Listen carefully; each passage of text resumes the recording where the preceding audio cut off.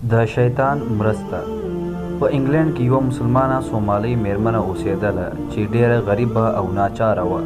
یوه ورځ یې د راډیو اسټوډیو ته زنګ وواهه چې خلک دې راسره مرسته وکړي. په همدې وخت کې یو ملحد راډیو ته غوږ نیولی و او د دې خبرې چې یې واورېدلې نو یې د راډیو له اسټوډیو څخه د دې میرمنې شمېره او ادرس راواخیستل چې یو ډول پوسخند پرې ووهي.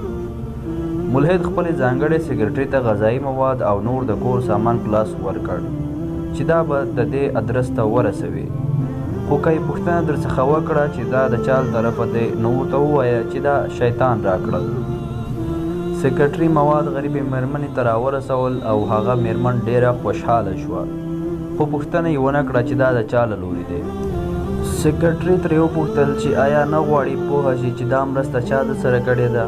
نو دې غریبي او بېسوادې میرمنې چې فاطمه نومېدله داسې جواب ورکړ چې انګریز مفکر دکتور ټیموسي فینټر ملحد یې دې ته اړ کړ چې اسلام ومني او خپل نوم عبدالحکیم کېږدي. هغه جواب دا و چې نه غواړم چې مرسته کوونکي وپېژنم او نه دا راته کوم اهمیت لري، ځکه الله تعالی چې کوم څه وغواړي نو هغه کار په شیطانانو هم سرته رسولی شي.